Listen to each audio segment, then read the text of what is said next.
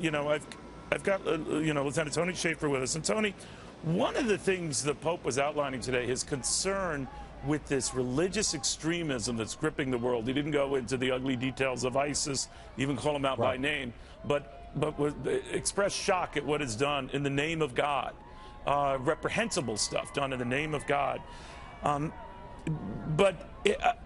I wonder how much that registered. When a man at peace is effectively saying, you really can't have a peaceful response to this, do you think that registers? Well, I'd like to believe so. I mean, Neil, let's be honest here. The Pope actually warned about ISIS actually taking action to attack him and the Vatican. Yes, very good point. So I've said several posts, those who follow me on Facebook and Twitter, it's like, I hope the president was listening to the Pope on this issue. As much as we all have to, you know, for those who have great responsibility, come with that great authority. We have great authority to actually try to fix this thing. With that said, I think the Pope wants everybody to chip in, but we have to understand there's a legitimate threat that goes with the refugee population. And again, let's be really honest here. Part of the problem is we've not acted swiftly to try to prevent this crisis from coming. And therefore, all these people migrating across the world, you're seeing terrorists hide within the stream. And in some cases, like Libya, ISIS actually controls the stream, profits from it.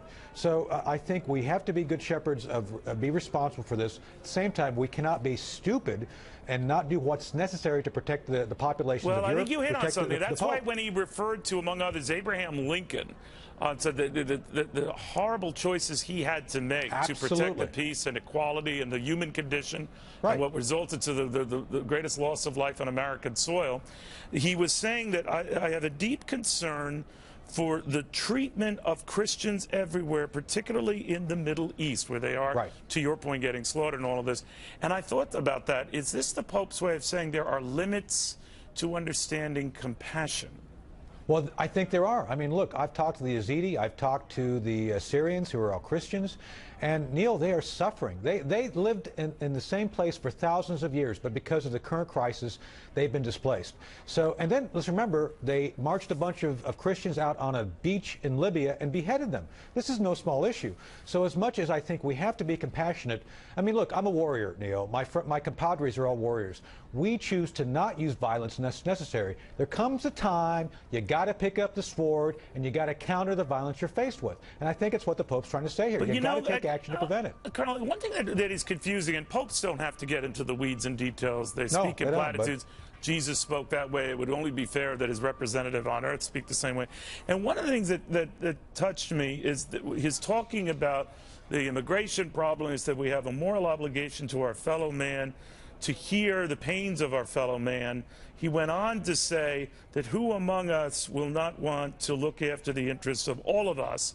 But part of it, I think he wants everyone to find a way around this refugee problem and the millions who are flooding borders to find asylum.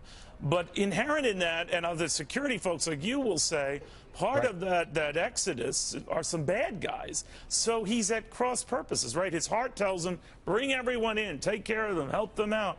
But the reality is such, and with all respect to His Holiness and his big heart, that there are some dangerous elements there that are behind the very things he was vilifying today. Well, to follow up my point, Neil, we need to do two things. We need to create safe havens in Syria for people to go to and stay. We proposed 2 years ago on the Hill to leadership, have the Turkish do a 10-mile incursion, invoke Article 5 of NATO, use it into NATO, create this safe zone for refugees to go to. From there, then launch operations against the terrorists. Secondly, then you've got to get control of the refugee problem. Bringing people here from there is not going to solve it. Again, some of these things, Neil, go back 2,000 years. Some of these things go back to the 10th century.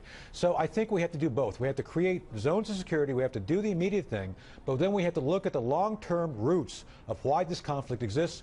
I'd like to believe the Pope would be helpful in looking at that and trying to get to the deeper issue. This goes back to some really vigorously bad religious choices made by those on the Muslim side. I have to say it, the radical Islam folks are the ones causing this. And we have to get to the root of that. Yeah, well, he didn't go there, but he did say that I know you did. Well, you're not, going to be the Pope's favorite after this. Not that I'm comparing, of course not. Yes. No, but I am saying, in all respect, my friend, that I think what he is saying is that some stuff, the closest he did say to addressing you were saying, some stuff that's done in the name of God is beyond me. Absolutely. Thank you. Very good seeing you, Colonel.